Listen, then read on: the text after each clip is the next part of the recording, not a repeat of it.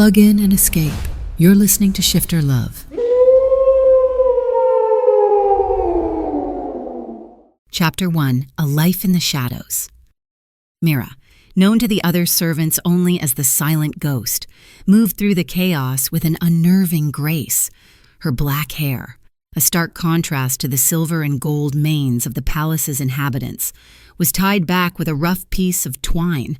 Her eyes, a startling shade of sapphire blue, were always cast downward, fixed on the grimy flagstones she was perpetually scrubbing. She was 20 years old but felt ancient, worn down by a life of silence, a fire. A lifetime ago, when she was 12, had stolen her village, her family, and her voice. The memories were a smudge of orange and black, a phantom scream forever trapped in her throat. Since then, the world had treated her as if she were incomplete, a broken thing to be pitied or, more often, ignored. Ghost, more wood for the hearth the head cook, a burly werewolf named Boren, barked without looking at her.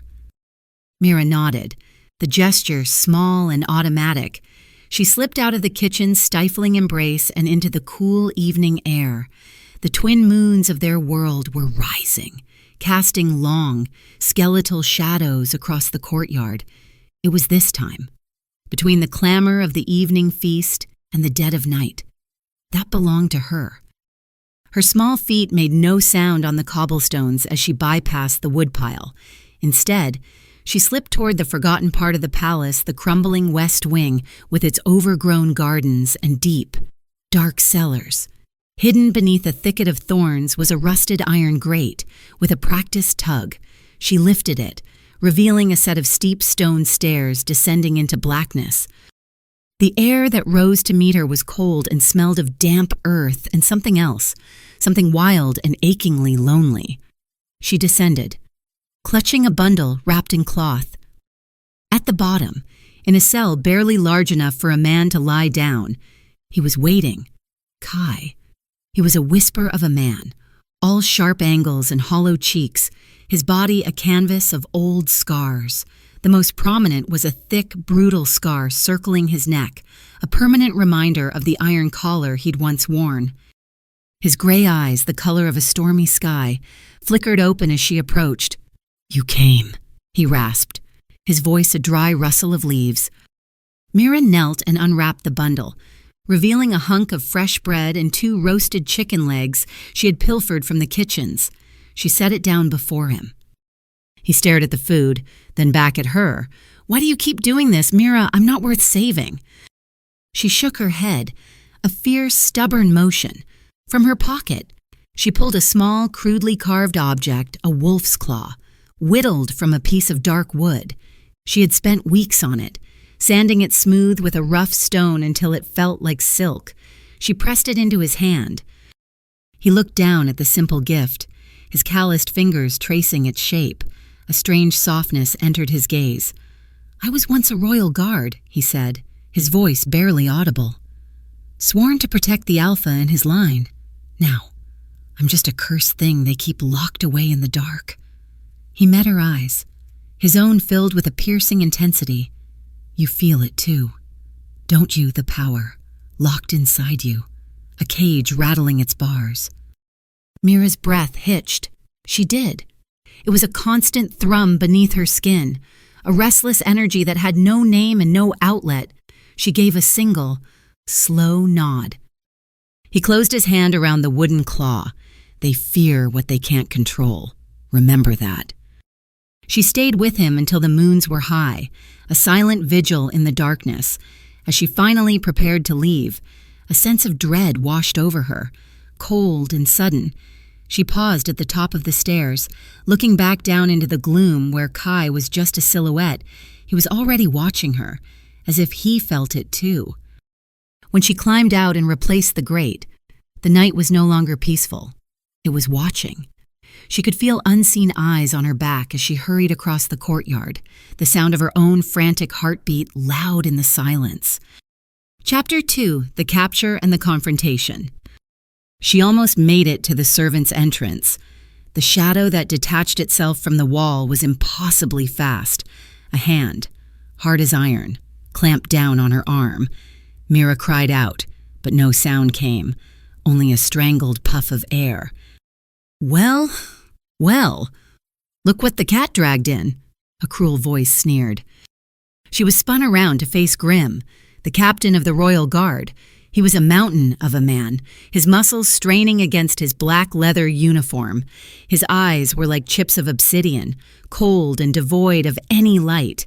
He held her in a grip that felt like it could crush bone. "Been visiting your little pet in the dungeon.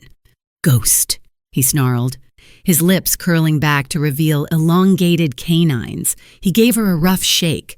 "Feeding a traitor is a crime punishable by death." Panic, sharp and blinding, clawed at her. She struggled, trying to pull away, but he was immovable.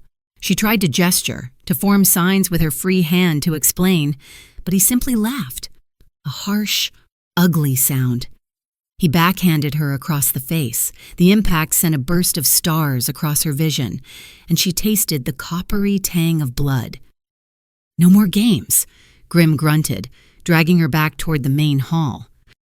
The palace was still awake. Nobles, draped in silks and velvets, paused in their conversations to stare as she was hauled through the grand corridors like a captured animal. Their whispers followed her, sharp as knives, the silent servant. What did she do, treason? I heard. Her humiliation was a physical thing, a hot flush that burned from her cheeks to her chest. She was dragged into the throne room. The vast chamber was lit by hundreds of candles, their flames dancing in a light breeze from the high, arched windows. And, on the throne, carved from the heart of a petrified weirwood, sat him. Prince Vance. He was the alpha heir, the future ruler of Shadowfen, to Mira. He had always been a distant, terrifying figure. His hair was the color of spun gold, a stark, brilliant contrast to the dark tapestries that hung on the walls. His face was a masterpiece of harsh, beautiful angles, as if carved from marble by a god with a merciless hand. But it was his eyes that held the true power.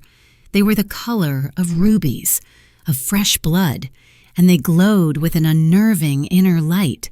They missed nothing. Right now, they were fixed on her. "My prince," Grim said, forcing Mira to her knees before the dais. The impact sent a jarring shock up her spine. "We caught her. She's been consorting with the prisoner. Kai, feeding him, aiding a known traitor." A low murmur rippled through the assembled court. Vance did not move.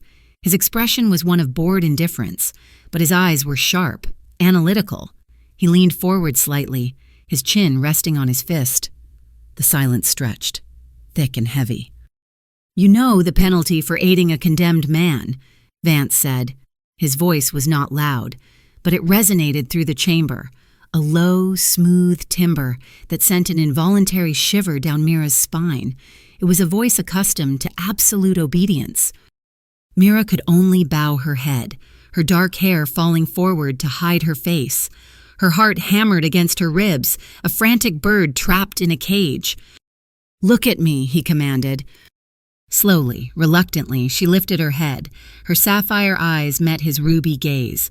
For a split second, something flickered in his expression, a flicker of surprise, of recognition. He sniffed the air almost imperceptibly. His mask of indifference slammed back into place. "Take her to the courtyard," he ordered, his voice as cold as a winter wind. "She will be bound and made to watch. She will witness the traitor's execution at dawn. A lesson must be made." Grim grinned, a predator's smile, and her, my prince. Vance's gaze lingered on Mira's face, a long, searching look that felt like it was peeling back the layers of her soul. "Her fate," he said slowly, "is yet to be decided." As Grim hauled her away, a force began to build inside her. It wasn't just fear anymore. It was rage, a wild, desperate power that screamed and clawed against the cage of her silence. It wanted out, and it was getting stronger. Chapter 3, The First Transformation. The execution courtyard was a grim, barren square of packed earth, dominated by a single, large, flat-topped boulder stained dark with the blood of generations. Mira was tied to a wooden post, her wrists bound with thick golden cords that seemed to mock her lowly station. The pre-dawn air was bitingly cold, and a pale, sickly light was beginning to seep over the eastern wall. The court had assembled to watch, a gallery of hungry eyes and cruel smiles. Prince Vance stood at the forefront, his arms crossed over his broad chest. His golden hair seemed to capture the dawn's first light, but his face was a mask of stone. Then they brought out Kai. He was a ruin of a man, barely able to walk. His clothes were in tatters, and fresh blood dripped from a dozen new cuts. But as they dragged him toward the block, he lifted his head and his eyes found Mira's. There was no fear in them, only a sad, quiet resignation and a silent apology. Grim shoved Kai's head down onto the stone, his knee planted firmly in the middle of his back. He drew a massive, wicked-looking axe. "Let this be a warning," Vance's voice boomed across the courtyard. "Treason is a disease, and we will cut it out." He looked directly at Mira, his red eyes seeming to burn into hers. A strange scent was wafting from her. He realized, faint, but unmistakable, rain-soaked earth and starlight. A scent he hadn't encountered since he was a child, a scent spoken of only in forbidden legends. Starvale. A whisper in the back of his mind, but they were all destroyed. Grim raised the axe. The polished steel caught the light, a deadly silver crescent against the pale sky. Something inside Mira snapped. The silent scream in her throat became a physical force, an explosion of pure, untamed energy. It wasn't a sound, it was a shockwave. The golden cords binding her wrists vaporized into dust. A gut-wrenching crack echoed from her own body as her bones began to shift, to elongate, to break and reform with impossible speed. A wave of agonizing pain ripped through her, so intense it was white-hot. She fell to her knees, her body contorting. Her simple servant's dress tore apart as her form swelled, her skin stretching and sprouting a coat of thick, midnight black fur. Her face pushed forward into a muzzle, her teeth sharpening into deadly fangs. The court gasped, a collective intake of breath. Guards drew their swords, their faces a mixture of terror and awe. When the transformation was complete, she was no longer Mira, the silent ghost. In her place stood a great wolf, larger than any werewolf in the court. Its fur was the color of a starless night sky, but shimmering within the blackness were countless tiny points of light, like a captured nebula. A swirling galaxy pattern marked the fur along its spine. This was no ordinary werewolf. This was something else, something ancient and divine. The wolf lifted its massive head, and its eyes, now glowing with an ethereal sapphire light, fixed on Grim. A low, guttural growl rumbled from its chest, a sound that vibrated in the very stones of the courtyard. It was a sound of primal fury, of power awakened. Instinct, deep and primal, took over the court one by one. Then in a flood, the werewolf nobles and guards fell to their knees. Alphas, betas, all of them bowed their heads, submitting to a power they recognized in their very blood. It was the absolute authority of a Nightborn, a descendant of the first wolves, a lineage thought to be extinct for 1,000 years. Only Vance remained standing. He stared, his ruby eyes wide with disbelief and a dawning, terrifying understanding. He lowered his head, not in submission, but in a gesture of stunned reverence. A high-ranking elder from the council, his face pale with fear, hissed to his neighbor, "Kill it now, before it remembers who it is and what we did to its family." The wolf's ears swiveled, catching the whisper. Its glowing eyes narrowed. "No one!" Vance's voice cut through the air, sharp and commanding, snapping everyone to attention. "No one touches her." He took a hesitant step forward, his hand outstretched. The great wolf watched him, a low rumble still vibrating in its chest. All thoughts of executing Kai were forgotten. The world had just been turned on its axis. "Take her to the royal chambers," Vance ordered, his gaze never leaving the star-dusted wolf. "And bring the prisoner. Kai, it seems he has some explaining to do." Chapter 4. The Mystery of the Bloodline. The pain returned as a dull, throbbing ache that settled deep in her bones. Mira woke up not on a straw pallet in the servants' quarters, but on a bed so large and soft she felt like she was sinking into a cloud. The sheets were silk, cool against her feverish skin. The room was opulent, with walls of dark, polished wood and a fireplace where a gentle fire crackled, casting a warm glow. She was human again. Her simple dress had been replaced with a soft, white nightgown. She sat up, her head spinning. Memory crashed over her the courtyard. The axe, the horrifying, agonizing transformation. She looked down at her hands, half expecting to see claws. They were just her own slender fingers. Had it been a dream? It wasn't a dream. The voice made her jump. Prince Vance was sitting in a high-backed chair in the corner of the room, almost hidden in the shadows. He'd been watching her. He rose and walked into the firelight, his presence seeming to shrink the large room. "Who are you?" he asked, his voice low and intense. There was no more bored indifference. His red eyes burned with a mixture of suspicion and fascination. "You hid this power. You lived as a servant, mute and unassuming. Why?" Mira opened her mouth to answer, to explain that she didn't know, that she was just as terrified and confused as he was. But the old curse held fast. The path from her brain to her lips was a barren wasteland. No words came. Frustration and fear welled up inside her, hot and bitter. He saw the struggle in her eyes. A flicker of something that might have been pity crossed his face before he suppressed it. The Starvale lineage was said to have been wiped out during the Purge, hunted down because their power was too untamed. They could awaken the primal wolf, command the very shadows. Some called them demigods, others called them traitors.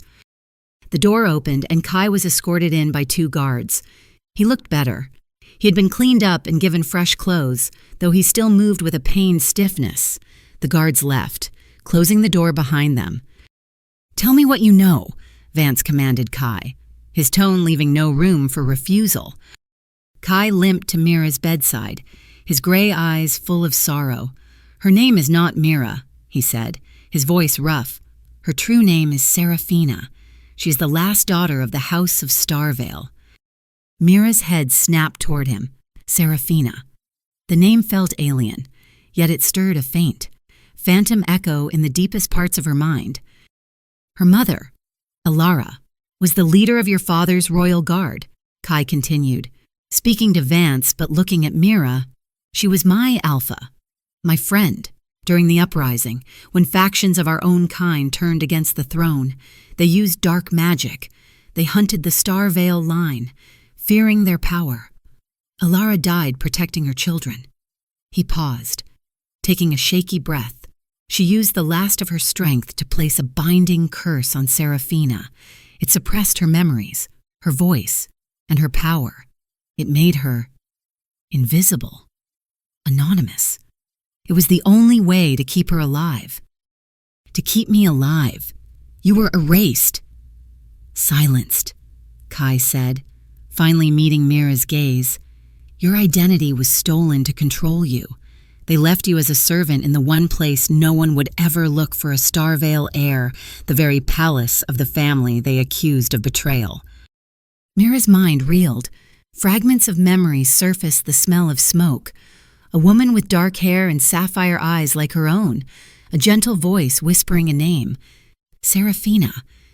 It was all a blur, shrouded in pain. She touched her throat.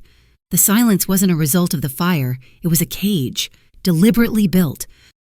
"The Council of Elders," Vance murmured, his expression hardening. "They knew. They were part of the uprising. They've been whispering poison in my father's ear for years." He looked at Mira, and for the first time, she saw a crack in his formidable armor. He looked protective. "This changes everything," he said. "They will try to kill you now that your power is awakened. The only way you'll survive is if you stay close to me. They wouldn't dare harm you under my direct protection." His gaze was intense, possessive. "Your life is now my responsibility." Chapter 5, The Council of Shadows. The summons came the next morning. No, Serafina. She had to start thinking of herself as Serafina was to present herself before the High Council. She stood before a large, ornate mirror, dressed in a gown of deep midnight blue that Vance had provided. It felt foreign and strange against her skin, so different from the rough spun cloth of her servant's uniform. Kai stood behind her, his reflection grim in the silvered glass. "They will test you," he said quietly. "They will try to prove you are a threat, a monster. Don't let them." How the question was a silent plea in her eyes. "Show them who you are," Kai answered. "Don't show them a wolf, show them a queen." Vance entered the room, his presence as commanding as ever. He wore formal black leathers, emphasizing his powerful build. His eyes scanned her from head to toe, and a spark of approval lit their ruby depths. "Are you ready?" he asked. His voice was softer than she'd ever heard it. She gave a hesitant nod. The council chamber was a cavernous, circular room deep beneath the palace. It was cold and damp, with a single beam of light from a high grate illuminating the central stone floor. The elders, 12 of the oldest and most powerful alphas in the kingdom, sat on carved stone thrones around the perimeter, their faces shrouded in shadow. Present the girl, one of them, a grizzled old wolf with a scarred face, rasped. Serafina walked into the center of the light, Vance at her side. The eyes of the elders were like a physical weight, pressing down on her. "We are told you carry the blood of the Star Veil," the scarred elder said, his voice dripping with disdain. "A tainted bloodline, a bloodline of monsters. Prove to us that you are not here to destroy us. Show us your form." It was a trap. If she showed them the raging, primal beast from the courtyard, they would use it as proof to have her executed.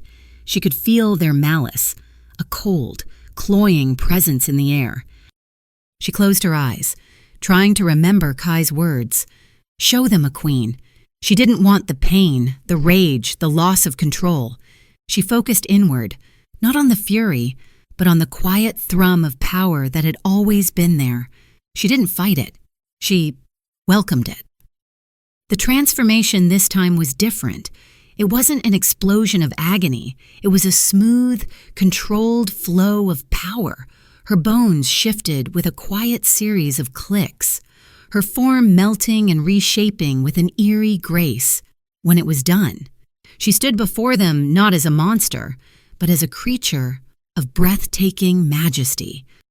She was the same great wolf, her fur a field of stars, but she was not snarling. She stood with a regal stillness, her head held high. Her sapphire eyes were not wild with rage. They were calm, intelligent, and impossibly ancient. And on her forehead, glowing with a soft, silver light, was a symbol, a crescent moon cradling a single star, the mark of the Nightborn, the symbol of the true rulers, the ones who walk the line between the physical world and the world of spirits. A wave of shock rippled through the elders. Half of them, the ones who still held to the old ways, instinctively rose from their thrones and knelt, bowing their heads in reverence. The scarred elder remained seated, his face a mask of fury. This proves nothing. She is a weapon, waiting to be aimed. Serafina took a step forward, and the elders, who were still standing, flinched. She opened her muzzle, not to snarl, but as if to speak, and from her mind, a voice, clear and powerful, echoed in the minds of everyone present. It wasn't spoken, but it was heard. "I am not a weapon. I am the daughter of Alara. I am Starvale, and I have come home." The mental projection was a feat of power none of them had seen in centuries. It stunned the remaining elders into silence. Vance stood beside her wolf form, a slow, dangerous smile spreading across his face. He had gambled on her, and she had proven to be more magnificent than he could have ever imagined. The balance of power in Shadowfen had just irrevocably shifted. Chapter 6, A Voice Unlocked. The days that followed were a whirlwind of change. Seraphina was no longer a servant, but a political force. She spent her hours with Kai, who began the arduous process of teaching her about her heritage, about the Starvale powers she barely understood. He taught her how to feel the shadows, to sense the life force in the world around her, to call upon the stillness that preceded her transformation. Vance was a constant presence, a watchful guardian. He assigned his most loyal guards to her, but he himself rarely strayed far. There was a tension between them, an unspoken pull that grew stronger each day. He would watch her train, his red eyes tracking her every move, his expression unreadable. One evening, they were in the Royal Library, a vast dusty room filled with ancient scrolls and leather-bound books. Vance was trying to get her to access the Starvale telepathy again. "Focus," he urged, his voice tight with impatience. "Reach out with your mind. Tell me what you're thinking." Seraphina tried. She closed her eyes, concentrating on the power inside her, but her mind was a jumble of fear and frustration. The silent curse still felt like a physical barrier in her throat, a knot of old magic she couldn't untangle. "You're not trying hard enough," Vance snapped. "We don't have time for this. The council is plotting. You need to control this power now." Something inside her flared, not the primal rage of the wolf, but a hot spark of human indignation. He was pushing her, treating her like a tool, a weapon to be sharpened. She glared at him, and for the first time, she tried to force a word past the barrier, not with power, but with sheer will. She opened her mouth, and a sound came out. It was a raw, croaking noise, ugly and strained, but it was a sound. No. The word was a shock. It felt like breaking stone. It scraped her throat raw, but it was hers. Vance stared at her, his anger vanishing, replaced by stunned silence. You spoke?" Seraphina touched her throat, her eyes wide. She tried again, the word coming easier this time. Clearer. "No." A dizzying wave of relief and triumph washed over her. The cage was broken. That night, her dreams were clearer than they had ever been. She was in a field of starlit flowers, and a woman with her eyes and her dark hair was walking toward her. Her mother, Elara. "Seraphina," the woman in the dream said, her voice like wind chimes. "My brave daughter, you've broken the first chain. But the one who forged it is still here, hiding in the shadows." She woke with a gasp, the name clear in her mind. Seraphina. Her name. She found Vance on the balcony overlooking the moonlit gardens. She walked up behind him, her heart pounding. "What else are you hiding from me?" she asked. Her voice was still husky from disuse, but it was steady. He turned, not surprised that she had found him. His scent filled the air, a clean, sharp smell of pine and winter frost. "What do you mean?" "You knew," she said, her voice growing stronger. "That day in the throne room, when you looked at me, you sensed something. My scent." He didn't deny it. He leaned against the stone balustrade, his ruby eyes intense in the moonlight. "The scent of Starvale is a legend. My father used to tell me stories. He said they smelled of the night sky after a cleansing rain. I never believed it.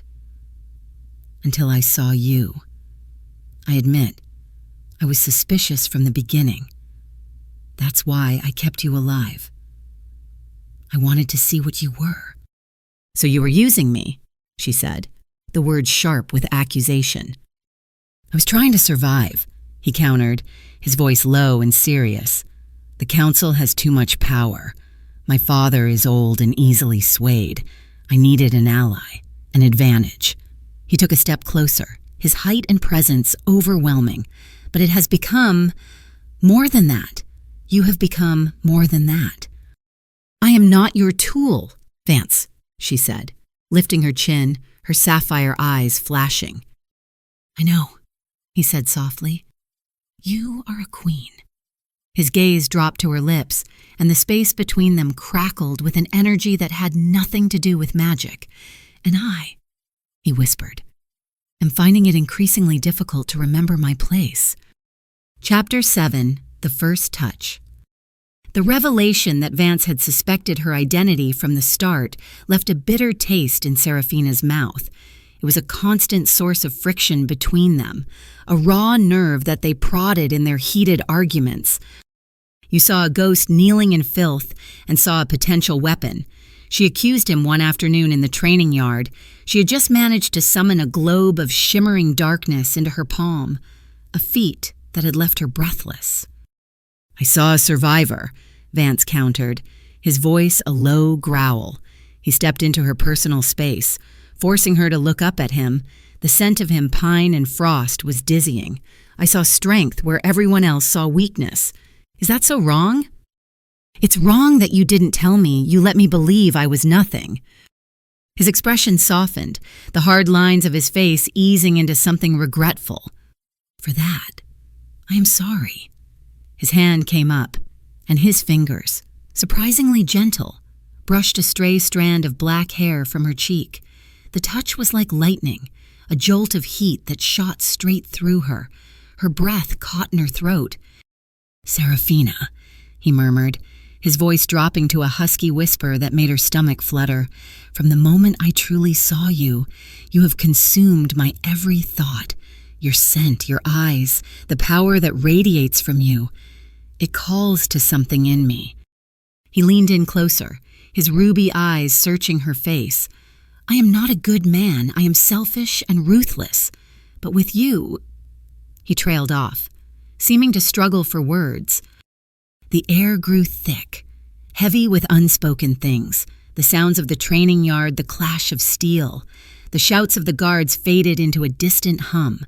There was only the space between them, electric and alive. That night, she found herself walking in the moonlit gardens, the same place where she had first found her voice with him. As if summoned by her thoughts, he appeared from the shadows of a weeping willow. I can't stay away from you, he confessed, his voice rough with an emotion she couldn't name. He crossed the distance between them in 3 long strides. He didn't touch her, but he stood so close she could feel the heat radiating from his body. He was like a furnace, a stark contrast to the cool night air. Tell me to leave, and I will, he said, his gaze locked on hers. She couldn't. The words wouldn't form. All she could do was shake her head, a tiny, almost imperceptible motion.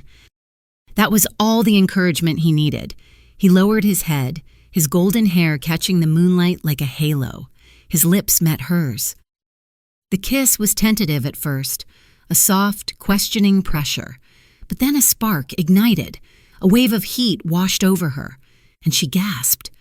He responded to the sound, his arm sliding around her waist to pull her flush against his hard body. The kiss deepened, becoming hungry, demanding. It was a clash of wills, of fire and shadow. It was overwhelming and terrifying and more exhilarating than anything she had ever felt. It tasted of power and longing and a loneliness that mirrored her own.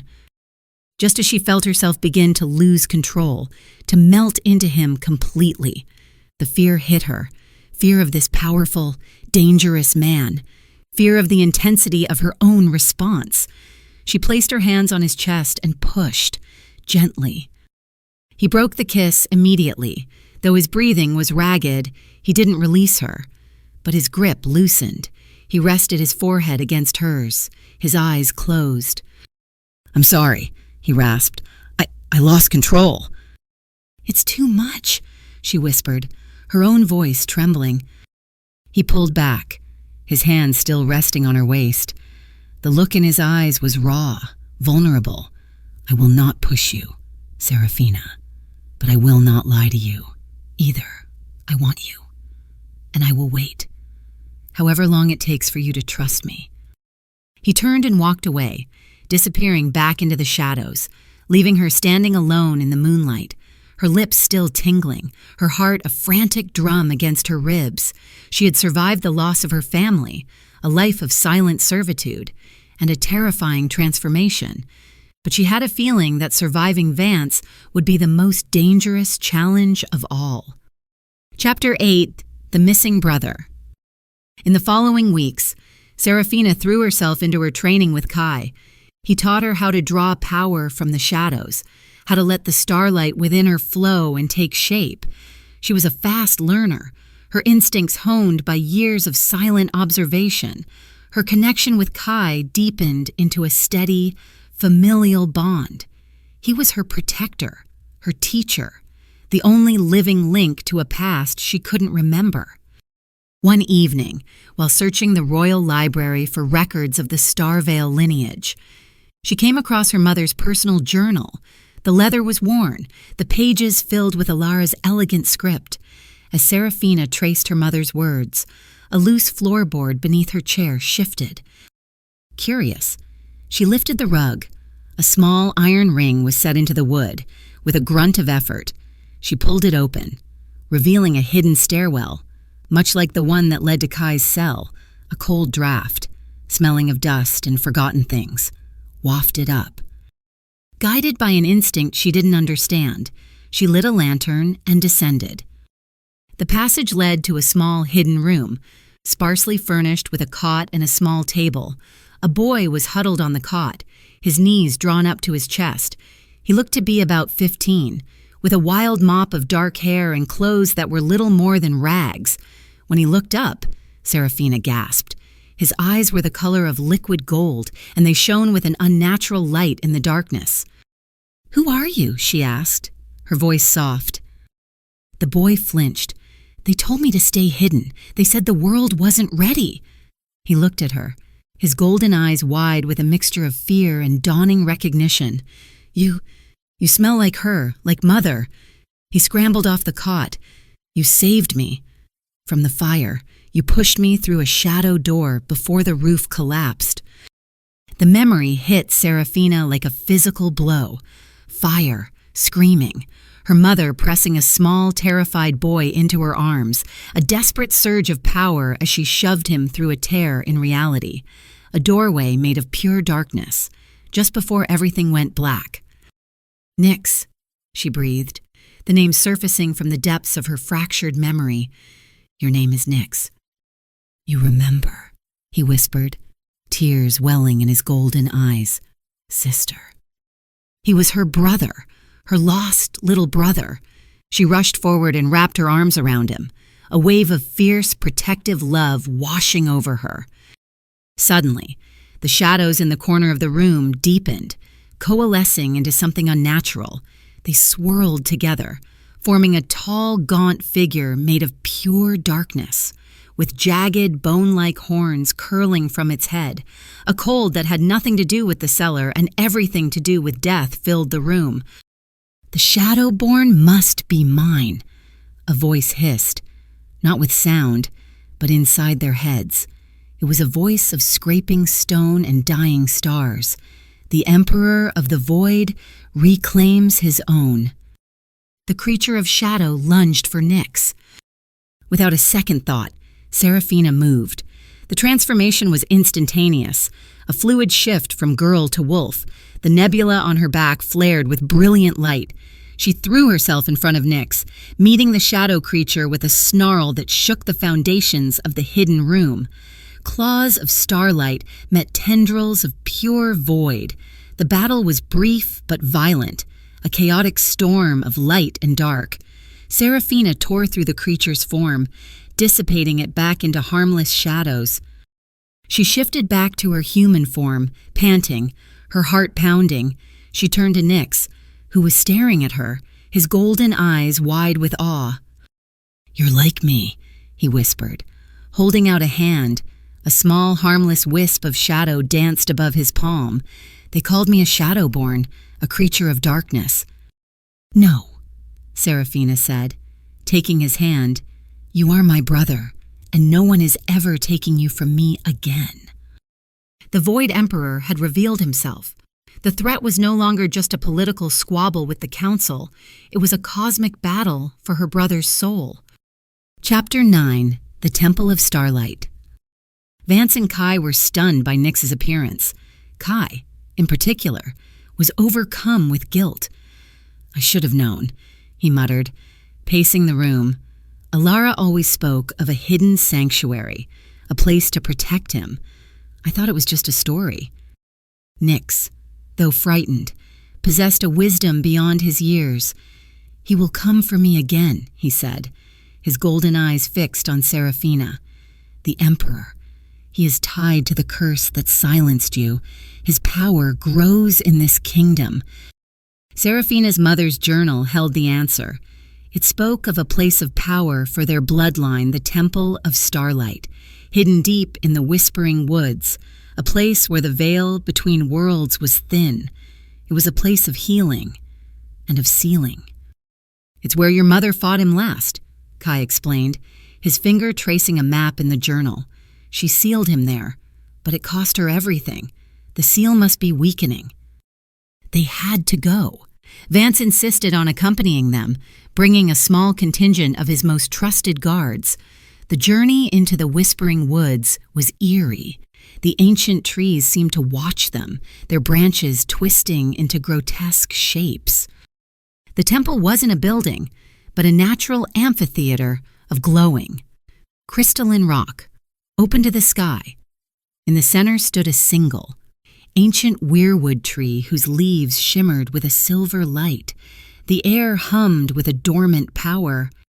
As they stepped into the clearing, a translucent figure appeared before them, shimmering like a heat haze. It was a woman with dark hair and sapphire eyes. It was Alara. "Mother," Seraphina breathed. "You have come," Alara's voice echoed, not in their ears, but in their hearts. "My children, you have found each other." Her spectral gaze fell on Nyx. "The Emperor of the Void covets your power, my son. The power of a Shadowborn is not evil. It is balance. He seeks to corrupt it, to turn you into his vessel." The air suddenly grew cold, the light from the crystals dimming. The shadows at the edge of the clearing began to churn and boil. "The seal has broken," Alara warned. "He is here." The Void Emperor materialized, no longer a mere wisp of shadow, but a fully formed being of terrifying might. He was a towering figure of swirling darkness, his horned head thrown back in a silent, triumphant laugh. Tendrils of void snaked out from his body, poisoning the very ground they touched, causing the glowing crystals to crack and blacken. Vance and his guards formed a protective circle around Seraphina and Nyx, their swords drawn. "We'll hold him," Vance yelled. But this was not a fight that could be won with steel. "Seraphina, the temple amplifies your power," her mother's spirit urged. "You are the starlight. He is the void. You are his opposite, his end." Seraphina looked at Nyx, who was trembling but resolute. She took his hand. "Together," she whispered. She closed her eyes and reached for the power inside her. But this time, she didn't just draw on her own strength. She drew on the humming energy of the temple itself. Light, pure and blinding, exploded from her. She transformed not into the wolf, but into a humanoid figure of pure, solidified starlight, her hair a river of constellations, her eyes twin blue suns. Nyx, holding her hand, felt his own power respond. The shadows he commanded were no longer wild and chaotic, but focused, a shield of controlled darkness that deflected the Emperor's attacks. It was a maelstrom of light and darkness, creation and uncreation. Seraphina lunged forward, a blade of pure light forming in her hand, and plunged it into the Void Emperor's chest. A deafening shriek that was the sound of a dying universe echoed through the woods. The Emperor's form imploded, collapsing in on itself until it was gone, leaving only a lingering chill and the scent of ozone.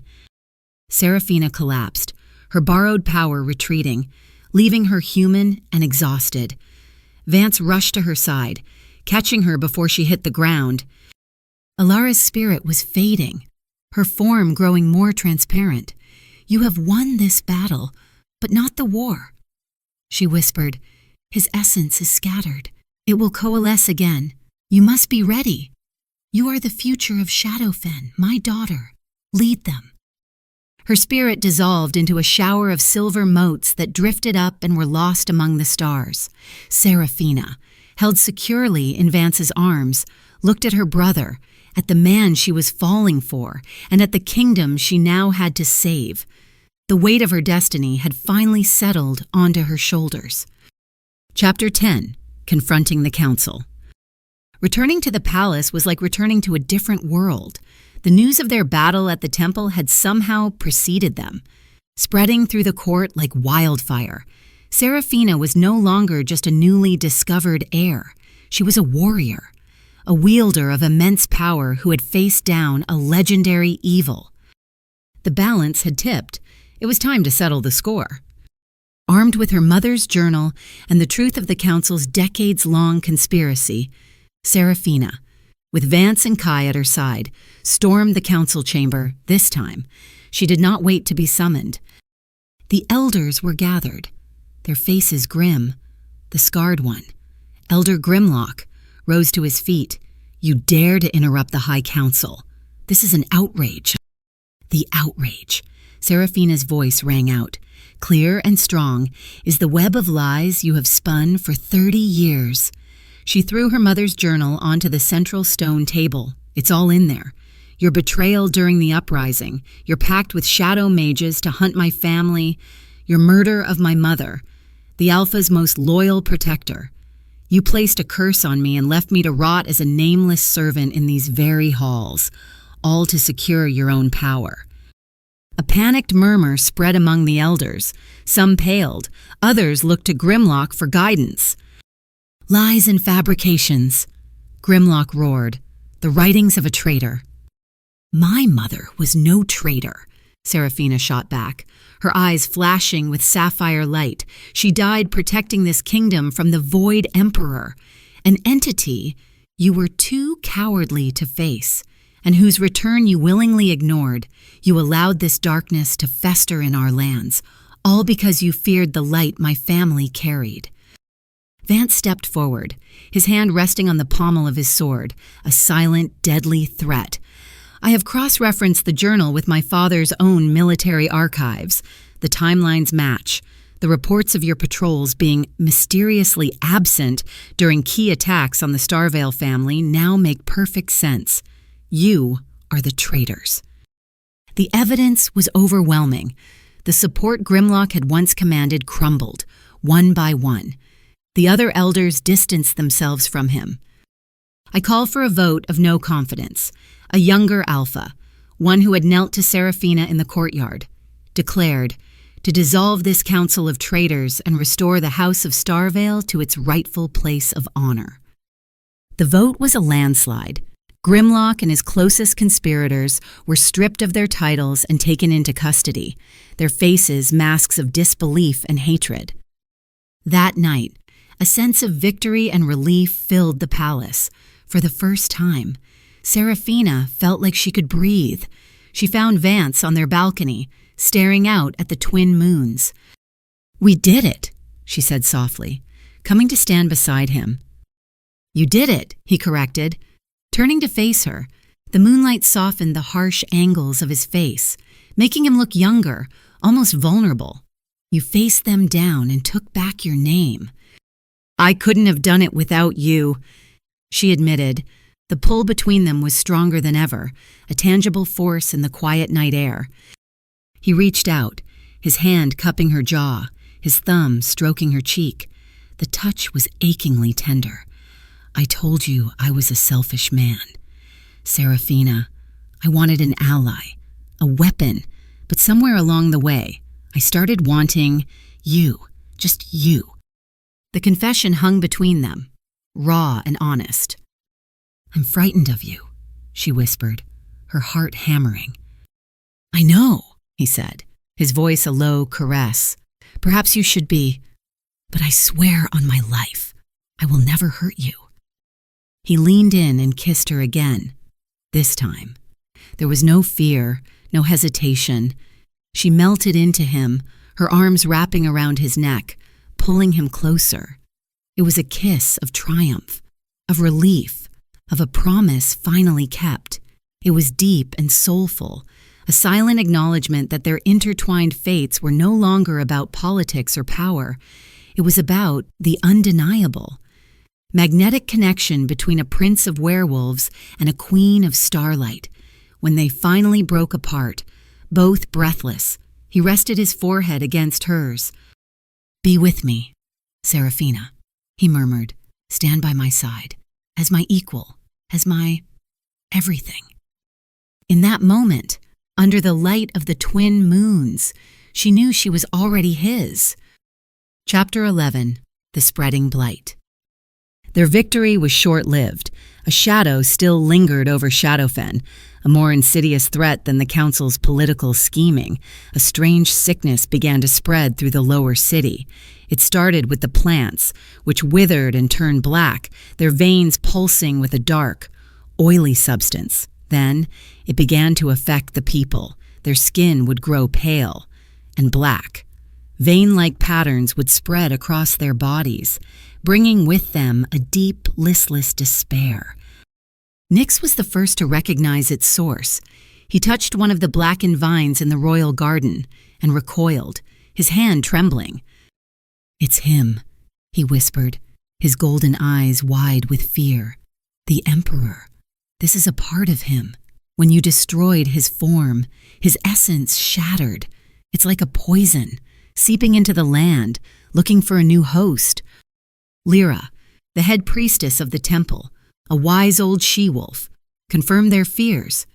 "It is the void blight," she said, her voice grave, "an ancient plague that drains the life force from everything it touches. If it reaches the heartwood of the kingdom, all of Shadowfen will fall into darkness." Serafina felt a chilling premonition. She saw a vision, a forest of twisted, black-thorn trees, and at its center, a pulsating heart of pure darkness, the void thorn forest. She breathed. "The blight is spreading from there." Vance immediately assembled a war party. He, Serafina, Kai, and Nyx led the way, venturing into the corrupted forest. The air inside was thick and cloying, smelling of decay. The trees were black and sharp and shadowy. Beast-like creatures with glowing red eyes darted between them. As they pushed deeper, Serafina was struck by another vision, this one more terrifying. She saw the blight overwhelming the palace, Vance falling beneath a swarm of shadow creatures, and Nyx standing at the center of it all, his golden eyes turned black, commanding the destruction. "No," she cried out, stumbling back. Vance caught her, his hands firm on her shoulders. "What did you see?" he asked, his voice tight with concern. It wants to use him," she stammered, looking at her brother. "It wants to make Nyx its new vessel." They finally reached the heart of the forest. It was a clearing where a massive, pulsating mass of blackened roots and shadow energy writhed on the ground, like a cancerous heart. It was the source of the infection. The shadow creatures swarmed them, and the battle was fierce. Vance and Kai fought back to back, a whirlwind of steel and claws. Serafina unleashed blasts of starlight, vaporizing the creatures, but more kept coming. "We can't fight them all," Kai yelled over the din. "We have to destroy the source." Nyx stepped forward, his face pale but determined. "The blight is darkness, but it's also life, twisted and corrupted. I can feel it. Maybe I don't have to destroy it. Maybe I can heal it." He placed his hands on the pulsating mass. A scream of agony tore from his lips as the blight tried to infect him, black veins shooting up his arms. "Nyx!" "No," Serafina screamed, reaching for him. But then, a brilliant golden light erupted from Nyx's chest. It flowed down his arms and into the dark heart. It wasn't a destructive force, but a purifying one. The writhing shadows shrieked as the golden light spread, turning the black roots to ash and restoring the poisoned soil. The shadow creatures dissolved into dust. Nyx collapsed, exhausted but unharmed, the black veins on his arms receding. The forest was still dark and twisted, but the oppressive evil had lifted. They had severed the main artery of the infection. But as they looked at the purified ground, a chilling realization dawned on them. The blight wasn't just a mindless plague. It had defended itself. It had adapted. It was learning. And it had tasted the immense power sleeping within Seraphina's little brother. Chapter 12. The Primeval Flame. The attack in the forest had left Nyx shaken. He grew withdrawn, spending hours staring at his hands, watching the harmless wisps of shadow he could summon. The visions Seraphina had seen of him leading an army of darkness haunted them both. Lyra, the priestess, approached them with a suggestion. The Starvale family were not just warriors. She explained they were keepers, guardians of ancient relics. One of them, the primeval flame, was said to respond only to a true balance of light and dark. It is a tool of immense healing, but also a dangerous test. Perhaps it can help the boy understand his nature. She led them to a hidden chamber beneath the temple. In the center of the room, on a simple stone pedestal, floated a small, eternal flame. It gave off no heat, but its light was a mesmerizing, liquid gold, exactly the same color as Nyx's eyes. It is said the flame chooses its own bearer, one it deems a torch-bearer, capable of guiding souls back from the brink. Lyra said. As Nyx approached it, the flame seemed to brighten, to lean toward him. He reached out a hesitant hand. The moment his fingers touched the light, it flowed into him, a painless, warm rush of energy. The golden light that had erupted from him in the forest now shone steadily from within. A small sun in his chest. His eyes glowed with new power and understanding. The primeval flame had chosen him. He was the torchbearer. But as the light filled the room, the shadows in the corner deepened and a familiar, chilling presence returned. The disembodied voice of the Void Emperor echoed around them, not attacking, but whispering, seductive and poisonous. See, boy, see the power you hold. They fear it. They want to control you. Your sister sees you as a monster in her dreams. That's not true, Seraphina shouted, moving to her brother's side. I can teach you to control it. The voice whispered directly into Nyx's mind. True control. You could become a god. You would never have to fear hurting your precious sister again. You could protect her from everything. Doubt flickered in Nyx's golden eyes. He looked at Seraphina, a deep-seated fear of his own power evident on his face. I'm scared, he admitted, his voice small. What if she was right? What if I do become a monster? Never. Vance's voice cut through the air like a whip. He stepped between Nyx and the shadows, his own power flaring, a palpable aura of pure alpha authority. You are not a monster. You are the brother of a queen and the torchbearer of Shadowfen. This creature is a liar, preying on your fear. Vance's unwavering confidence, combined with Seraphina's fierce, protective love, was enough. Nyx's resolve hardened. He focused the new, golden light inside him and blasted it toward the shadows, forcing the Emperor's presence to retreat. I'm not afraid of you, Nyx declared to the empty room. The immediate threat was gone, but the Emperor's words lingered. He hadn't tried to attack Nyx with force, but with temptation. It was a far more dangerous strategy. The greatest battle Nyx would face would not be against a creature of shadow, but against the darkness that might one day rise within himself. Chapter 13, The Surrender. The weight of their struggles, the constant threat of the void, and the political unrest had forged an unbreakable bond between Seraphina and Vance. their stolen glances across the war council table, the way his hand would find hers in moments of stress, the quiet comfort of his presence late at night. It had all woven together into a love that was as fierce and undeniable as her starlight power. One night, after a particularly grueling day of planning the kingdom's defenses, she found him in the royal garden, standing by a fountain where the water splashed gently over stone. The twin moons were full, bathing the world in a soft, ethereal silver light. He looked tired, the lines of stress etched around his eyes. She walked up to him and, without a word, wrapped her arms around him from behind, resting her cheek against his strong back. She felt the tension in his shoulders ease as he placed his hands over hers. They stood like that for a long time, in a comfortable, healing silence. "I love you, Vance," she whispered into the fabric of his tunic. The words felt as natural as breathing.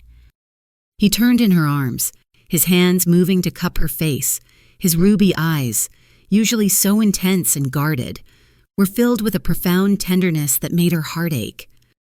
"And I love you, Serafina," he said, his voice thick with emotion.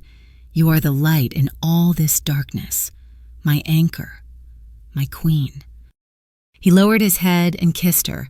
It was a kiss that held all their shared history, the fear, the battles, the quiet moments, the dawning trust. It was a kiss of utter devotion. When they parted, she looked into his eyes, her decision made. She had been through fire and darkness, had reclaimed her name and her voice. She had faced down gods and monsters, and in this man, she had found not a master, but a partner. She trusted him, completely and absolutely.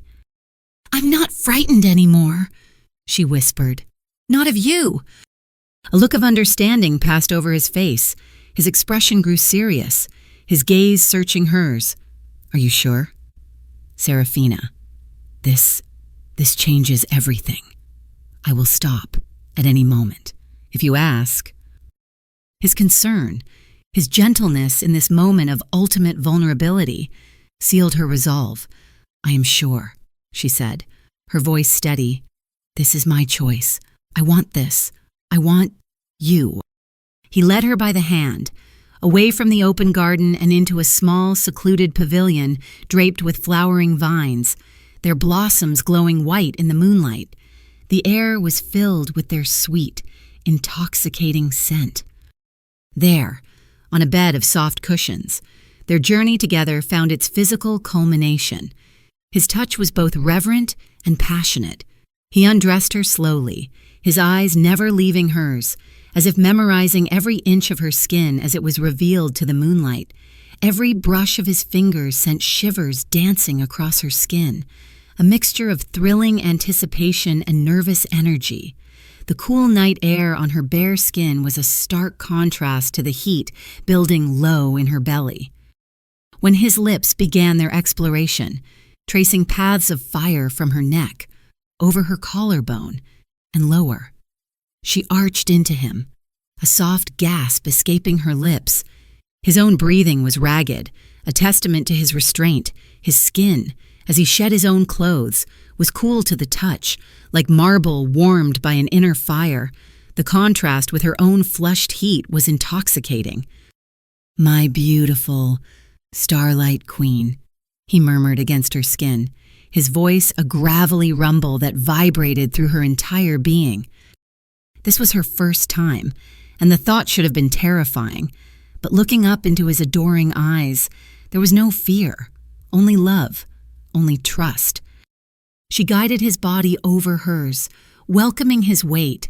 There was a brief, sharp sting of pain that made her gasp, but he immediately went still, murmuring soothing words against her ear, his hand stroking her hair.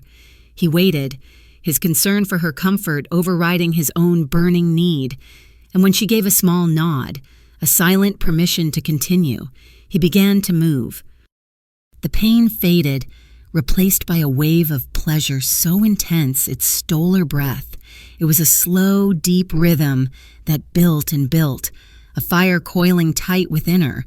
It felt like more than just a physical act. It was a merging of souls. She felt his power, his primal alpha strength, and he felt hers, a dormant starlight that began to awaken and swirl around them.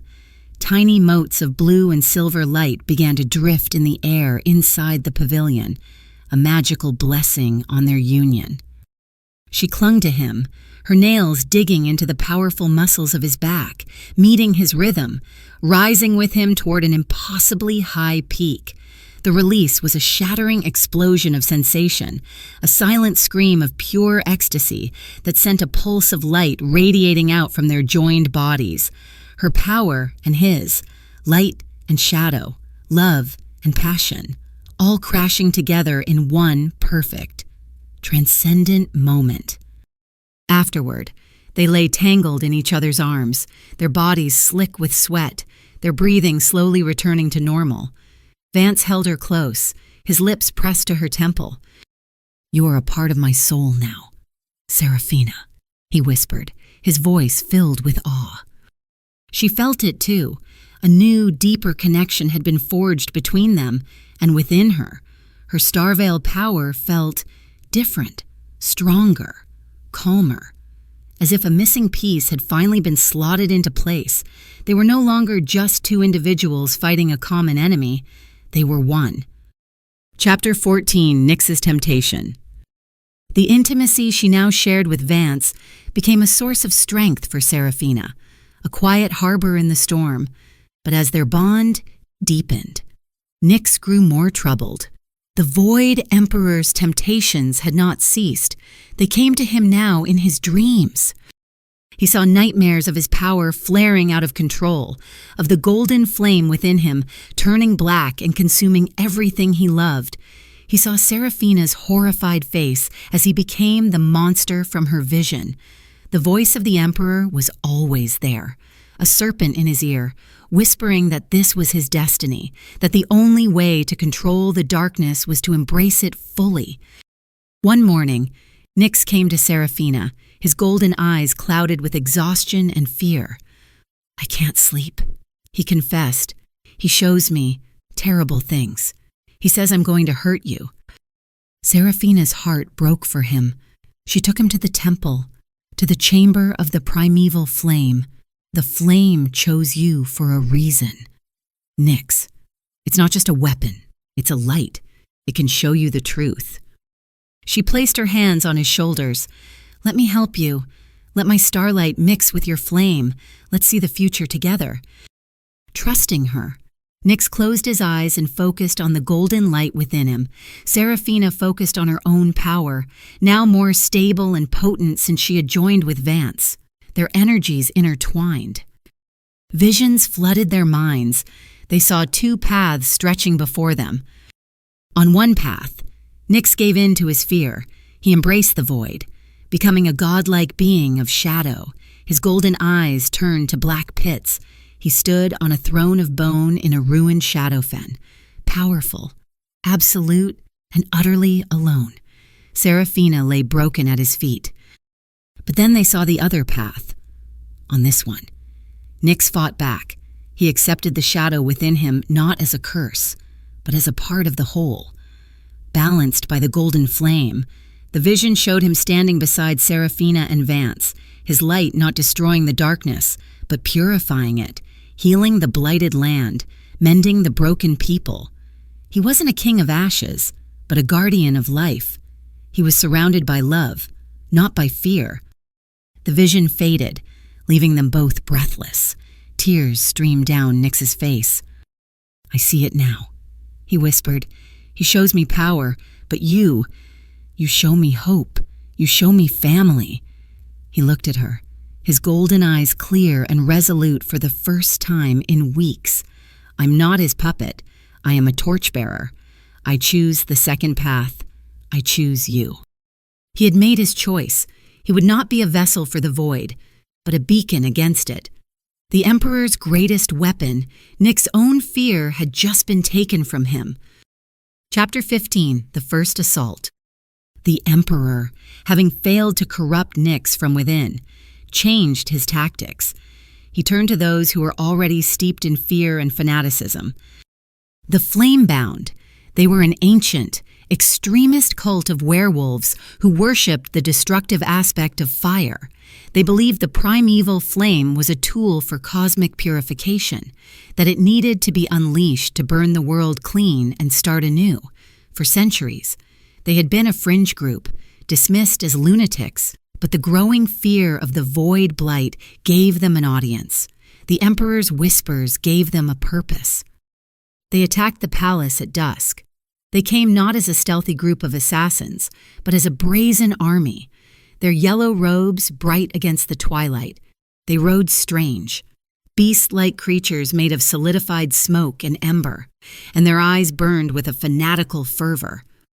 Their leader, a tall, gaunt wolf with a branded face, stood before the palace gates. "We have come for the torchbearer," he bellowed, his voice magically amplified. "The world is sick. The flame must be unleashed. The vessel must be sacrificed to begin the great cleansing." Alarms blared. Vance, Seraphina, and the royal guard rushed to the battlements. "They're mad," Vance snarled, drawing his sword. "They think sacrificing Nyx will save them, when it will only empower the very darkness they claim to fight." The flame-bound fanatics began to hurl balls of corrupted fire at the walls, fire that burned black and seemed to eat the very stone. "Stay here," Seraphina said to Nyx, who was watching from a window, his face pale. "No," he said, his voice firm. He walked out onto the battlements to join them. The golden light in his chest began to glow brightly. "They are using a twisted version of the flame's power. My power." He raised his hands as another volley of black fireballs flew toward them. He didn't create a shield. Instead, he reached out with his own power. The fireballs stopped in midair, wobbled, and then their color began to change. The corrupted blackness was burned away, replaced by pure golden light. With a flick of his wrists, Nyx sent the purified flames hurtling back at the cultists. The golden fire didn't burn them, it passed through them, and where it touched, the red glow of fanaticism in their eyes dimmed, replaced by confusion. Their smoke beasts dissolved into harmless vapor. The flame-bound leader stared in disbelief. He's controlling the fire. He has mastered the flame. His army, their fanatical rage doused by Nyx's purifying light, began to falter. While the battle raged at the gates, Kai was moving through the palace's secondary corridors, hunting a different kind of enemy. He had seen a familiar figure slipping away from the command center just before the attack. A traitor. He rounded a corner and came face to face with Grim, the former captain of the guard. "Grim," Kai said, his voice a low growl, "you opened the northern postern gate for them." Grim sneered, drawing two wicked-looking daggers. "The prince is weak, infatuated with that shadow witch. The cultists have the right idea. Burn it all down. Shadowfen needs a strong, ruthless leader. Someone like me." "You will never rule anything but a prison cell," Kai snarled, and lunged. The two former guards, once comrades, clashed in a brutal, deadly dance in the stone hallways. Chapter 16, Kai's Secret. The fight between Kai and Grim was savage. They were both master combatants, but Grim was younger, stronger. He fought with a wild, treacherous fury, while Kai fought with the steady, desperate resolve of a man protecting his last reason for living. Grim gained the upper hand, landing a deep cut on Kai's arm and another across his ribs. "You're old." "Kai," Grim panted, circling him, "you should have stayed rotting in that cell." "There were things worth living for," Kai grunted, clutching his side. As Grim lunged for a final, killing blow, Kai used a desperate, risky maneuver, throwing himself off balance to trap Grim's arm and slam him into the stone wall. Grim's head connected with a sickening crack, and he crumpled to the ground, unconscious but alive. Kai slumped against the opposite wall, breathing heavily. Seraphina and Vance, alerted by the sounds of the fight, found him there, leaning heavily on his sword. He was the traitor. Kai rasped. He was working with the cult. Serafina rushed to his side, her hands glowing with a soft, healing light as she tended to his wounds. Kai, you're always protecting us. Why your oath to my mother was fulfilled long ago. Kai looked past her, his gaze finding Nyx, who had just come into the corridor. A deep, soul-wrenching sorrow filled Kai's gray eyes. My oath. It was never just to Alara, he said. His voice choked with a pain that had nothing to do with his injuries. He looked directly at Nyx. Your mother and I, we were more than just comrades in arms. We fell in love. The world seemed to stop. Serafina stared at him, comprehension dawning. Nyx, Kai whispered, his voice cracking. You have her strength, but you have my eyes. The gray storm, not golden, like a torchbearer's, but my human eyes. It took a moment for the truth to sink in. Nyx's golden eyes were a mark of his power, a magical overlay. Beneath it, his true eye color had always been a muted gray, just like Kai's. My boy, Kai choked out, a single tear tracing a path through the grime on his cheek. You are my son. When Alara died, the council not only cursed you, Serafina, they cursed me too. They suppressed my memories of Alara, of my own son, and branded me a traitor. They threw me in that dungeon to rot, to ensure the truth would die with me. Your mother breaking her curse on you. It broke their curse on me as well. The memories, they all came flooding back. Nyx stared, his mouth agape. He stumbled forward, his gaze fixed on the old warrior, his father, a man he had known only as a prisoner, a protector, a friend. Father, the word was a fragile whisper. Kai reached out a trembling hand and placed it on Nyx's shoulder. I failed you once. My son, I let them take you from me. I will not fail you again. I will spend the rest of my life making it up to you. The reunion of a father and son, lost to each other for 15 years, was a moment of profound, heartbreaking beauty in the midst of war and darkness. For the first time, Nyx truly had a family, and Kai, the lonely, cursed warrior, had a future to fight for. Chapter 17, The Battle Beneath. The failed assault by the Flamebound was a diversion. While the palace's attention was on the gates, the Void Blight had continued its silent, cancerous spread underground, following the veins of silver in the mountain.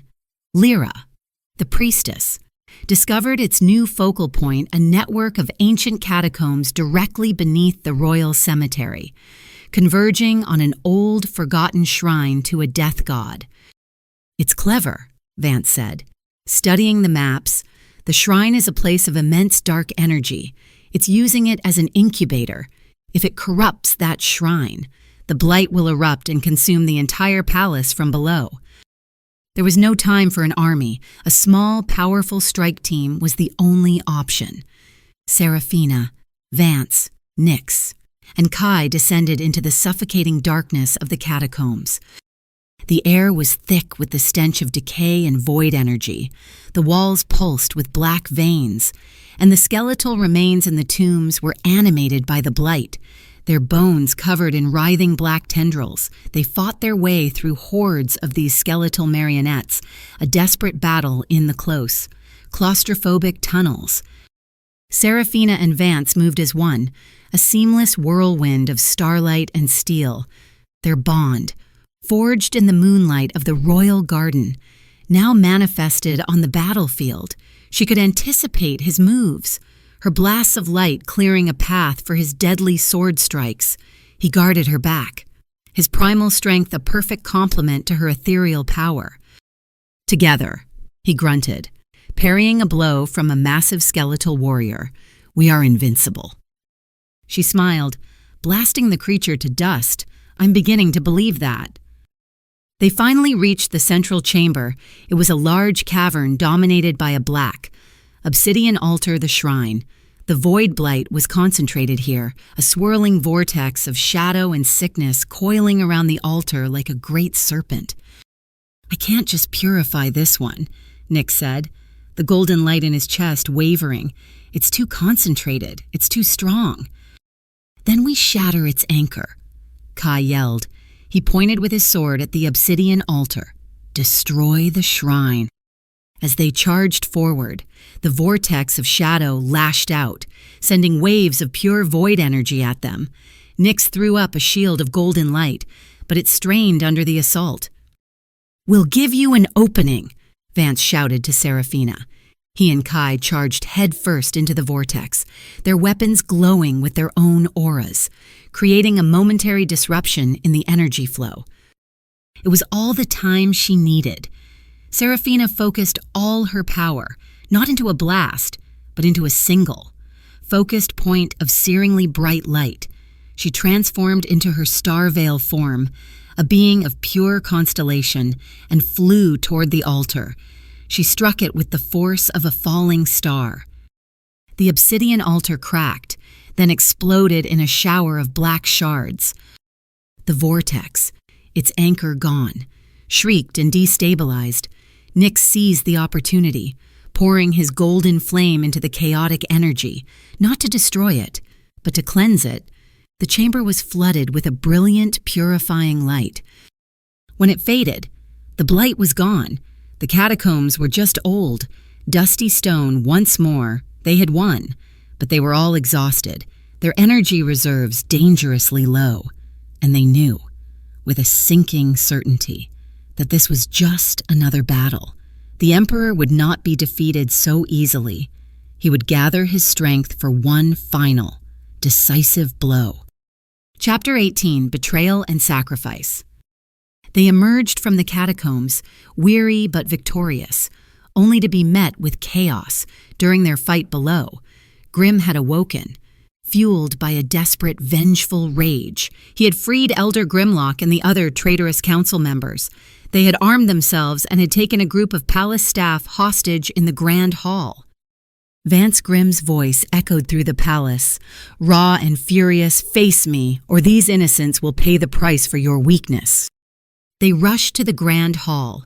Grimm stood in the center, a knife to the throat of a terrified kitchen maid. His allies were arrayed behind him, their swords ready. "It's over.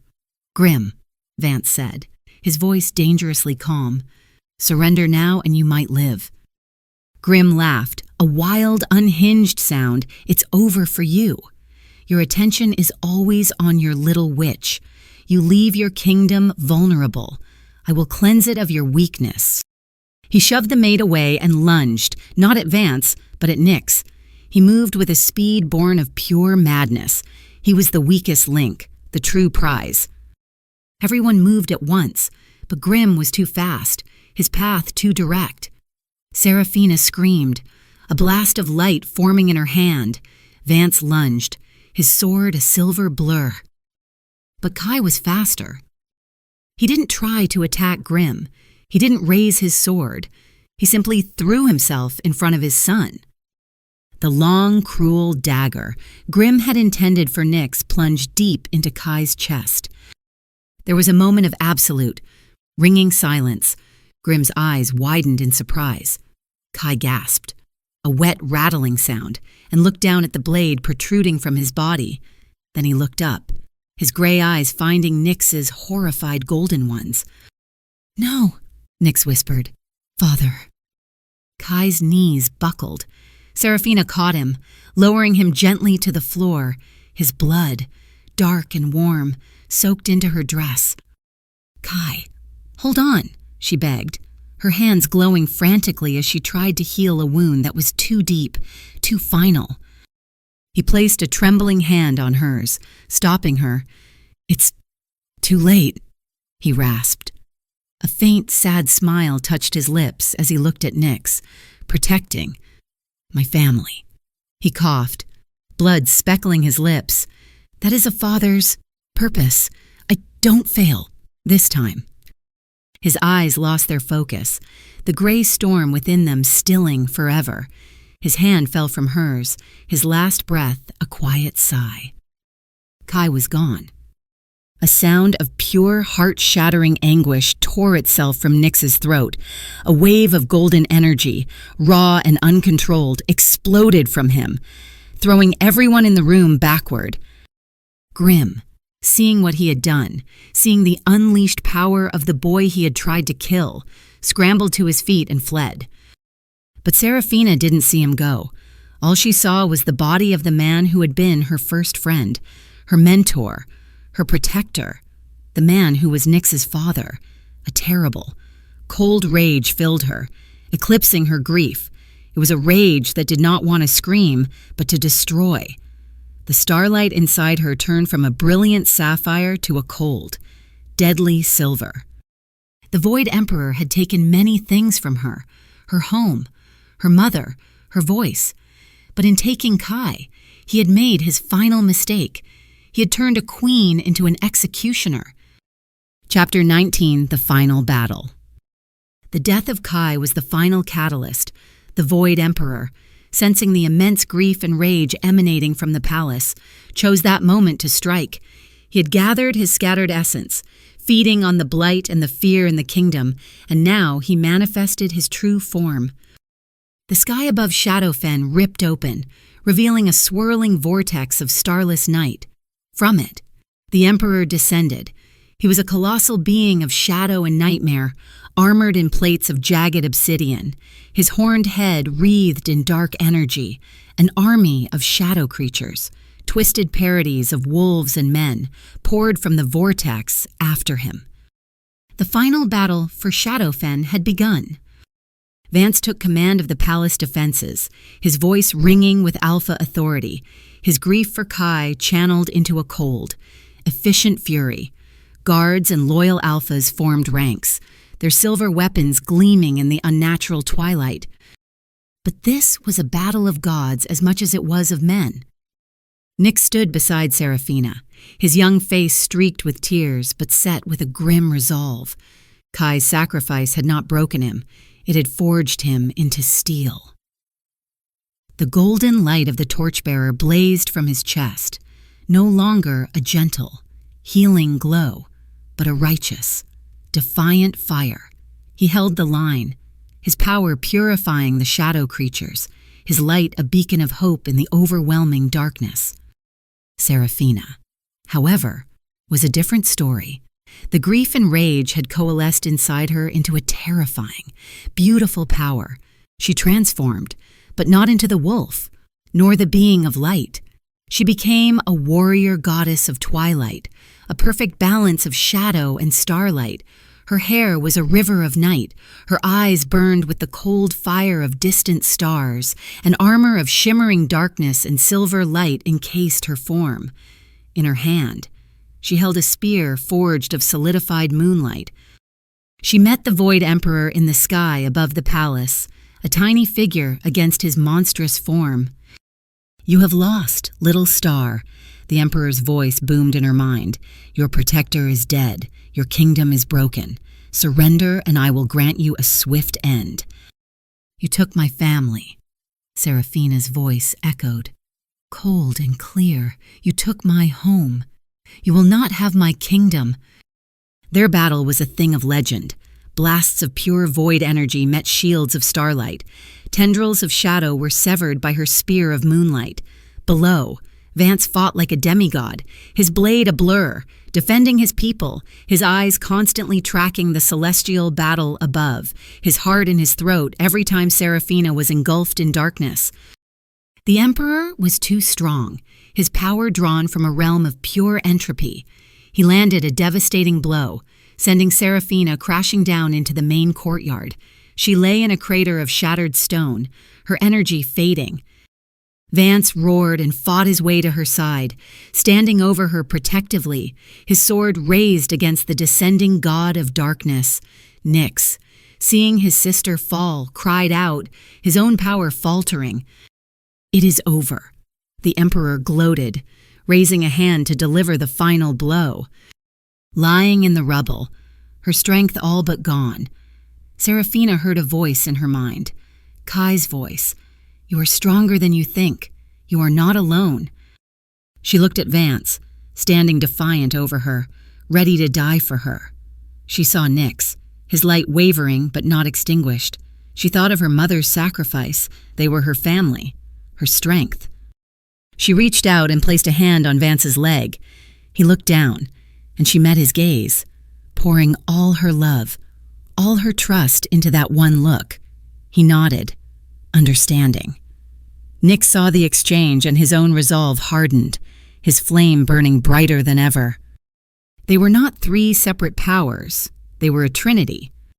Seraphina didn't get up. She laid her palms flat against the stone of the courtyard and closed her eyes.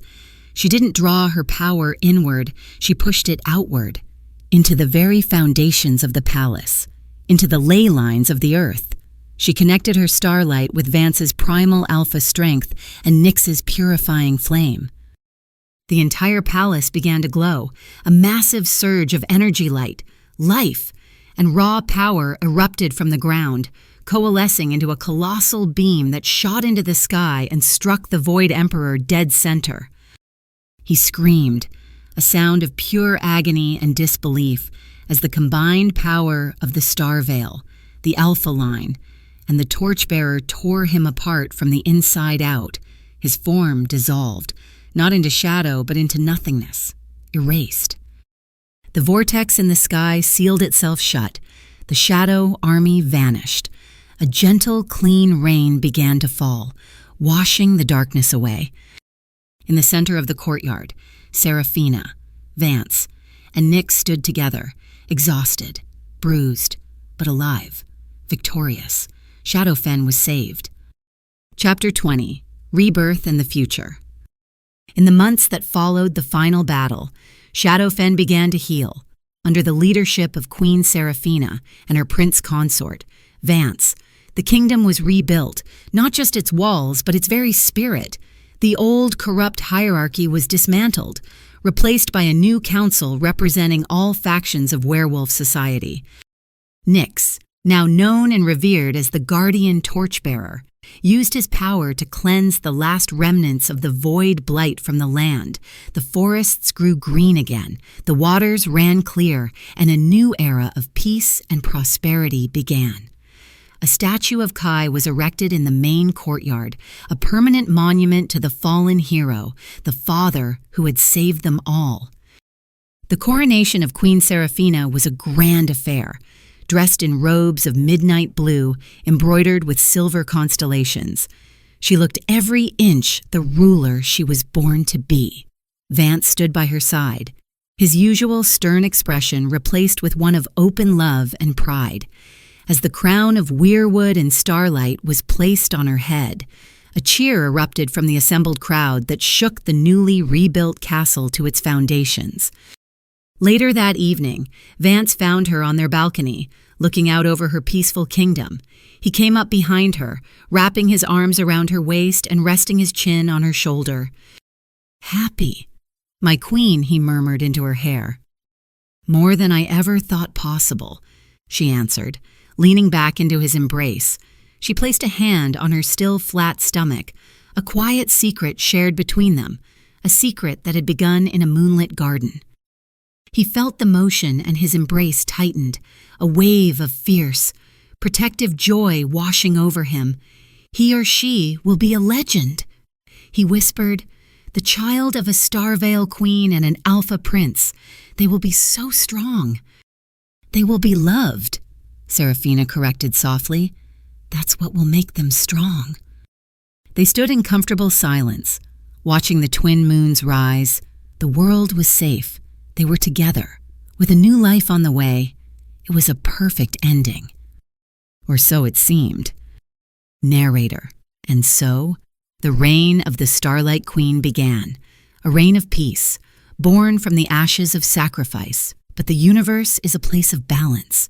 For every great light, a shadow is cast, and in the farthest, most forgotten corners of the world, in the rubble of a flame-bound temple, a darkness began to stir.